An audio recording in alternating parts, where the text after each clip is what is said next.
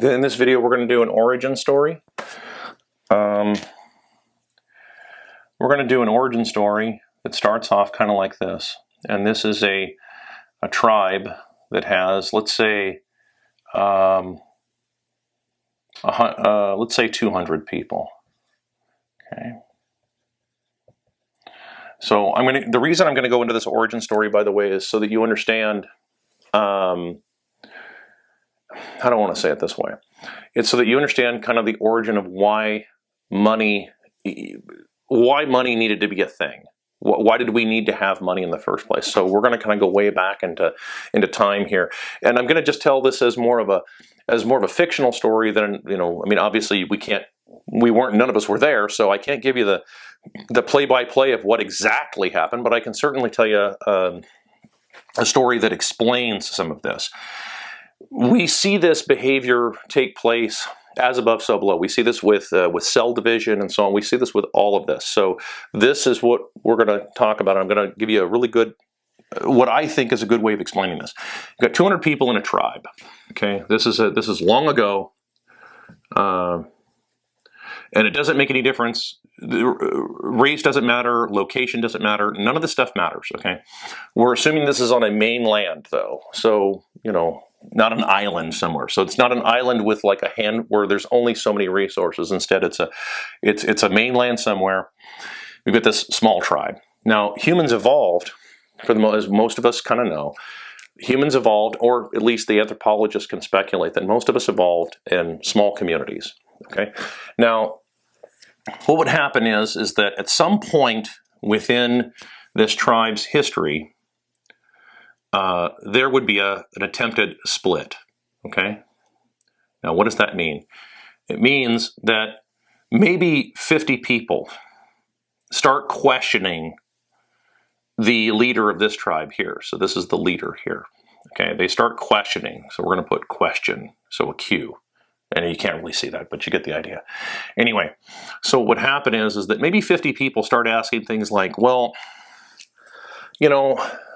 why are we sacrificing children to the owl god? I mean, I've been following migratory patterns of the game, and the game seems to return in the springtime. So why are we sacrificing a child? Correlation isn't causation. We're sacrificing a virgin child every year, and then the game appears. But correlation isn't causation. And so let's say that you notice that. You're one of the 50. You're the leader of the 50. And you're saying, like, hey, I don't... And then, of course, what does the leader say?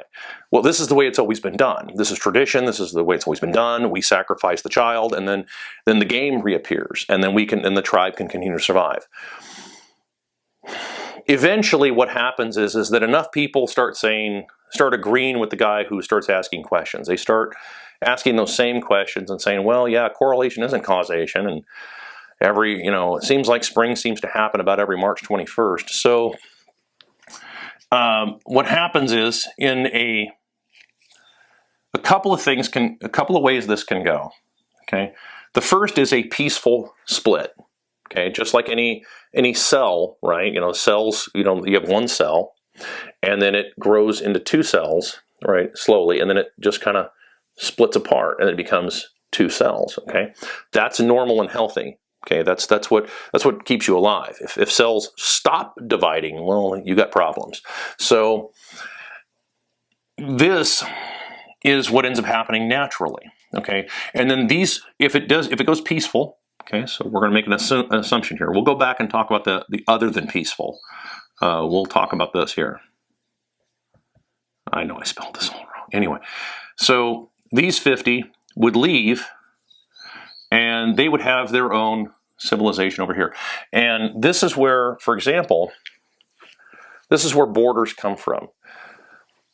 You don't create borders and then create a culture or a civilization. It's the other way around. A culture exists, and then they create borders around their culture, right? So how does it usually happen? In the old days, what would happen is, if you notice, the libertarian people all say things like, they have this idea that every border is like Wyoming or Colorado or Kansas or Nebraska. No, most borders historically have been landmarks, or let's say a creek bed, or a river that goes through. Okay, so what happens is, in order to have a peaceful separation, I realize this is going to be, I'm going to be touching on sort of the Texit thing, but I'm not. That's not really my goal here with this one. Is these 50 would leave here, and they're going to go over here. Okay, and they're going to create their own civilization. So this is the original. Okay, and then this is the other side of the river. And then what happens is that these folks here say, hey, listen, we're going to stay over here, and we're not going to sacrifice our children because we think that the game is going to come back, regardless of our sacrificing children to the owl god. So, and all of a sudden, of course, what happens right around springtime? The game all returns. This tribe continues to thrive, even though they didn't sacrifice any of their children. So all is right with the world. And science, hard science, actually wins, and religion becomes, it just sort of goes away after a while. The older tribe, of course, drops down to 150 people who are, of course, what are they doing? They're continually sacrificing, kids every year. So what's going to happen is that this tribe will start reducing in numbers, right? Because they're, and of course they're going to become aged. Now what's going to end up happening is also you'll see some level of migration maybe that'll happen, where the people over here will start saying, well, hey, over here on this side of the river, these folks have not been sacrificing children, and yet they're doing just fine. So you'll see a little bit of some migration maybe of people to come over here. And then this tribe will dwindle and eventually probably collapse in all likelihood, unless they change their ways, unless they say, oh, well, okay, then maybe we'll stop doing that too. So maybe they do, maybe they don't. Anyway, so, and then now this will happen again over here too. Remember, there'll be another division over there. Once that tribe gets to a certain number, someone will start questioning something that the tribe elders or the tribe leader is doing, and they'll say, well, hold on, you've got us doing all this here, and you've got us doing rain dances. I'm not picking on anybody. I'm just saying you've got us doing whatever, anything. You've got us sacrificing chickens. You changed everything from sacrificing children to sacrificing chickens, and to make it rain more. And correlation isn't causation. So this is where you get that more. You get more and more division like this, and this is a natural thing. Now, that is assuming that you have peaceful separation. That's a lot to ask historically. Here's what actually happens. Okay, now that may happen occasionally, but here's more than likely what ends up happening. Let's say that you have a tribe of people. Okay, whatever it is right here. Okay, people. All right, and the leadership here, ERS, the leaders here, they don't want to lose market share. This is actually really important you understand this, because this goes into a lot of things, and it's going to it'll start making a lot more sense. The world starts making a lot more sense when you start understanding how market share works. As soon as you threaten market share, people get really upset, especially those that have gotten very comfortable with the amount of money they're taking in because of their market share. Remember, we talked about a couple of videos ago, we talked about the idea of the pig farmer. Pig farmer shows up and he starts producing lots of pigs, and which is meat to eat, and it's way out producing goats and sheep. And all of a sudden, the goat and sheep herders start losing what? Market share. That's what ends up happening here. So let's say that a bunch of people want to leave. They say, we're out of here. We want to go and do our own thing over here. Well, that means that, let's say it's 30% of people want to leave, and then they want to go over here. I'm picking these numbers arbitrarily. This isn't, I'm just showing this for example purposes. If these 30% people leave here, that means these people lose 30% of their market share. They don't want to lose 30% of their market share. No country wants to lose 30% of its population. They don't, especially when they're running a Ponzi scheme. Remember, we talked about this before. I think we talked about this before. Remember how a Ponzi scheme works? You have to constantly be adding people. There's only one way to grow an economy. Only one. And that is to add people. That's the only way you grow an economy. You can't grow an economy. If you have an economy of, say, 1,000 people, no matter how efficient you get, eventually you will get to maximum efficiency. Sooner or later, you will hit peak efficiency. Your economy will max out. Okay. Now, if you have a currency that obeys that, then it's okay. It's maxed out. That's it. It just kind of sits there, and it's no big thing. But if you've been making a bunch of promises to people for the last 40 years, 50 years, like, well, hey, if you do all this work for me, then I'll keep giving you money, but I'll give you a lot of money, later on. We talked about this. What ends up happening is that you start running out of money to pay these people. You start running out of a way to compensate these people. That creates a problem. So they don't want to lose market share. In fact, if anything, they need to add market share, but they don't know how to do it. We talked about this before, that you want to have people having kids, but kids are expensive in the beginning. It takes, you have to do that. And then, of course, not only that, what do the kids do? This is one of the challenges we're seeing in the job world. The same people saying, that, well, go out there and get a job and work at a company and work hard and build your way up. Those same people are saying all those jobs are going to be automated. Don't do them anyway. Same people. It's like watching schizophrenic weirdos run around, saying shit. They have no idea what they're saying. It's panic. That's all this is, right? I mean, how can I see this for what it is? I see it for what it is because I left the system a long time ago when I was a little kid. So just so you understand where how this worked for me. By the time I was in 3rd grade, I saw this for what it was. I saw all this for the total scam that it was. Top to bottom, all of this is a mess. I stuck around and stayed in the system because I didn't have much of a choice. I'd get beaten otherwise. So I kind of stuck around, but I never did homework. About 2nd grade is when I stopped. I wanted nothing to do with it. I stopped listening to any of the teachers. Anybody who pretended to have credibility all of a sudden had no credibility with me at all, because I saw the way that they were behaving. I saw how they dealt with all the problems when they're telling everybody else how to deal with the problems. And it's the opposite. Their words didn't match their deeds, right? In other words, hypocrisy. So what happens is that for me was that right around about 6th or 7th grade is when I pretty much, by 3rd grade, I had checked out mentally and I stopped listening to any of it and started just watching the world for what it was. I started paying attention to just everything else around me and not really listening to anything that's going on in front of me, because all of that was a lie. It's all bullshit. I can disprove almost all of it. I'm not talking about the hard math, 2 and 2 equaling 4. I'm not talking about that kind of stuff. I'm talking about all of the opinion stuff can be pretty much disproven.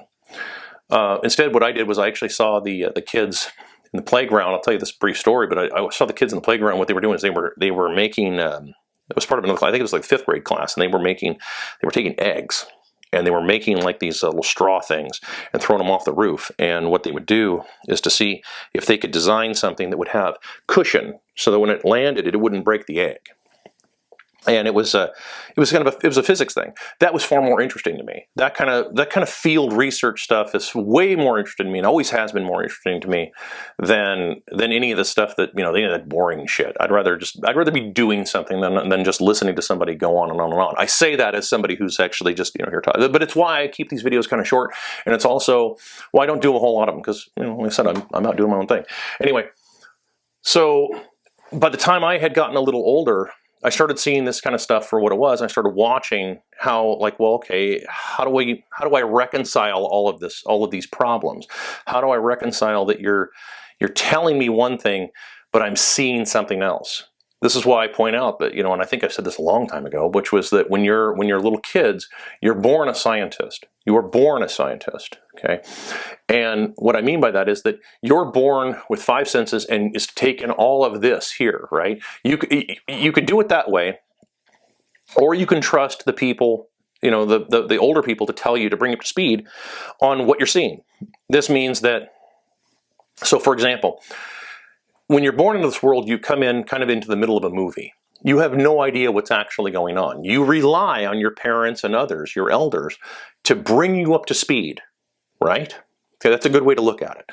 Well, what ends up happening, what happens if the people who brought you up to speed weren't really paying attention themselves? You know, well, you got a bit of a problem, don't you? What happens if they weren't paying attention? What happens if their parents weren't paying attention? What happens if their grandparents weren't paying? What happens if all this stuff, like nobody's really paying attention, but they're trying to bring you up to speed on everything? Well, it's going to be a mess, and you're not going to know what the hell's going on. This is happening to young people, and has been happening for really it's becoming. I'd say that really this has been happening for thousands of years, but it's really kind of coming to a head now because of the internet. Because again, we're able to have this conversation over not just physical distance, but temporal distance as well. And so, I mean, who knows when you're watching this? You could be watching this 40 years from now, for all I know. So, check my time. Okay, so this becomes, this is going to have an insalubrious effect, to put it mildly, on these leaders who have been running this scam. If they lose a bunch of their people who want to go do something else, this is where the idea. So this is why you have companies that don't want to lose market share. This is why you have governments that don't want to lose market share. Banks in particular, they really don't want to lose market share. It's all about trying to protect that market share by force, which is or by the illusion of force, like the illusion of loss. Remember, there's that whole idea that right now we're seeing how everything is working out, where they're like, oh my God, everybody's going to lose all this money. It's horrible. Like, well, yeah, but it's not wealth that's disappearing. It's the illusion of wealth. It's the illusion of wealth that's disappearing, not actual wealth. Your actual wealth exists. Well, if you want to get technical about it, if you wanted to have, let's take Americans. I'm talking to Americans right now, and for the most part, I'm talking to Americans.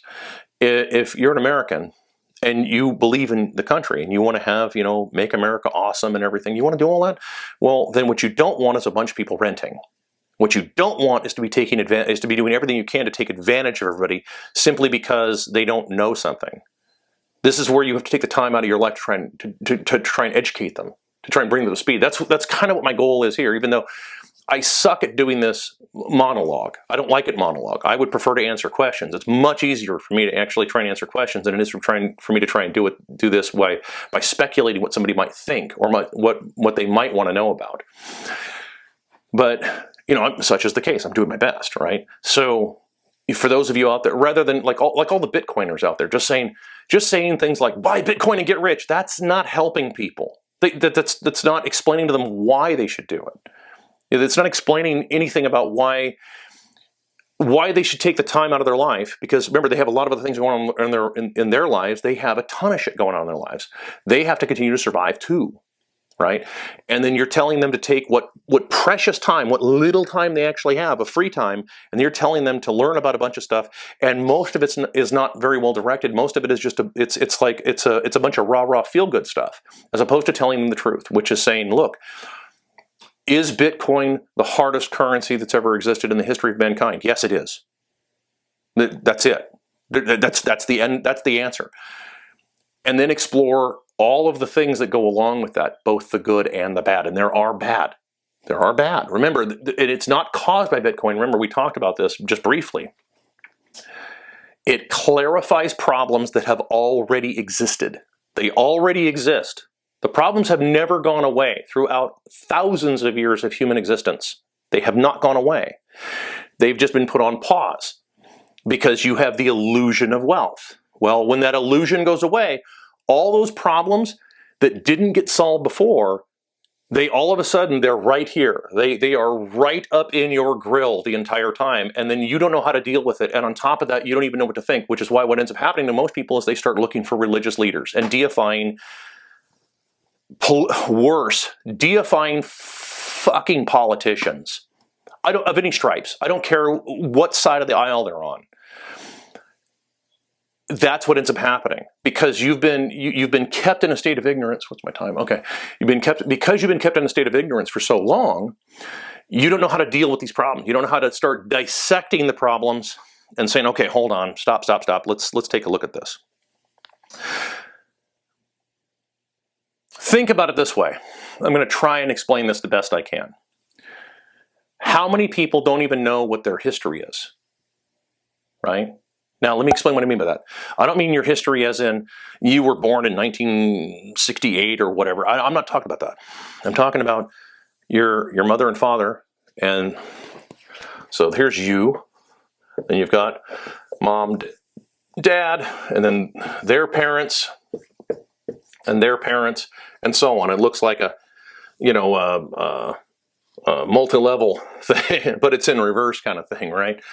And okay, and no matter what, two people at some point, regardless of all circumstances, two people at some point got together, okay? And your dad got up in your mom's guts and had you, okay? Prior to that, these two people did the same thing, and then two, and two, and two, and on and on back, however many generations. Let's be realistic and just say maybe 200 generations. Fair, right? We're not going to go back into like hallowed antiquity of like, caveman days where you're clubbing women over the head and dragging them back to your cave to mate with them. I'm not talking about that. Let's just go back 200 generations. Most people don't even understand. Like if I tell you the truth, right, about how you got here, most people are going to be uncomfortable. Do you know that? Let me explain.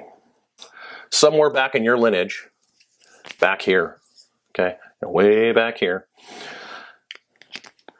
is probably a 13-year-old whore who worked at a whorehouse, and probably some guy who was on the run from whatever magistrate that was chasing his ass down for arson. Went in here, fucked her, and had your great-great-great-great-great-grandmother. And then somewhere down here is probably, some murderer, and then a rapist, and then, and then, probably back here somewhere is maybe a brother and sister or first cousins that probably, got a little too familiar, and or a mother or a father and daughter, or a mother and son got together and stuff. So you've got incest and everything like that. All this shit exists in your history. In fact, you're here because of all that, because of all these people. I mean, it's hard to get your mind around, but because most of us they have this kind of Disney version of what our parents and our grandparents were like, because we see our grandparents we see the little old lady and the little old man, like, oh, they were so in love and everything.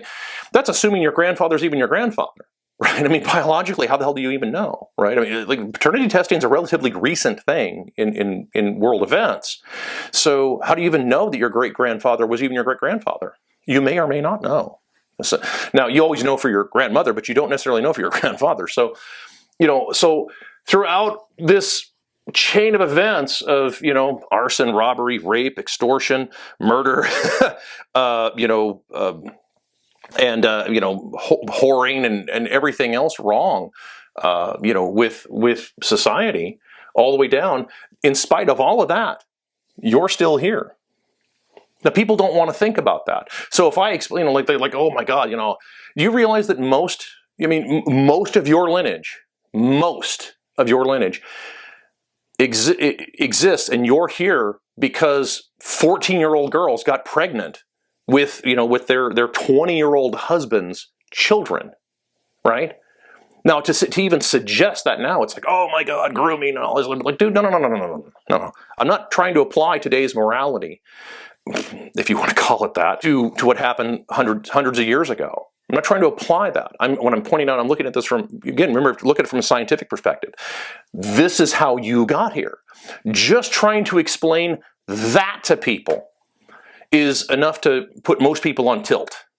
And they don't know, first of all, they don't even know what on tilt means, but that's enough to make them go, they don't know they don't know how to process it. Well, yeah, because that stuff isn't talked about. We think we hear all the positive stuff. We don't hear the negative stuff. And I'm not trying to just focus on the negative stuff. I mean, yeah, there's probably, back here, there was your great-great-grandfather, who met your great-great-grandmother, and the two of them fell in love and everything, and they were both in their 30s, which that's not what happened. But whatever, you can believe whatever the hell you want. But the fact is, that is how you got here, okay? That's how you got here. All of you. I don't care who you are. I don't care where you are on this planet. That's how you got here. And the number of people who, like, just explaining that can't process that. They just because nobody bothered to explain that shit to them when they were probably about 7, when they probably should have had all explained to them. Like, oh, it's horrible and everything. Dude, have you read the fucking Bible? Read the Bible. Holy shit, dude, it's full of everything. It's got everything you could possibly want in an adventure novel, in an epic fantasy. Game of Thrones is not edgy when you compare it to the Bible. So these problems, going back to what I was saying, like, these problems that have existed for a long time are not going to go away. They're going to be clarified. And, so, I mean, another way to look at this, when you're like, well, how do I, like, what will happen with people's money? How will they handle all this stuff? Like, well, they'll handle it the way that they've always handled it. They'll try and figure it out, and hopefully they won't start turning to a bunch of crazy ass religions. Instead, what they'll do, or turning science into a religion, turning people who are telling you something that is truthful and then deifying that. Don't do that. That's actually not what you want to do. Instead, what you'll do, you start asking questions. Hopefully they'll start asking questions, and hopefully we'll have enough people out there that'll be able to explain some of this stuff to people and get them to realize that, look, what's disappearing, I've said this before, this is not even an original line. I think it was Jefferson or Franklin or somebody that said this. It's like, it is not wealth that is disappearing. It's the illusion of wealth that's about to disappear. Instead, you want to replace it with an honest economy. And if you replace it with an honest economy, that means that, taking a cold-eyed assessment and realizing that you've been probably a rapacious asshole that nobody likes.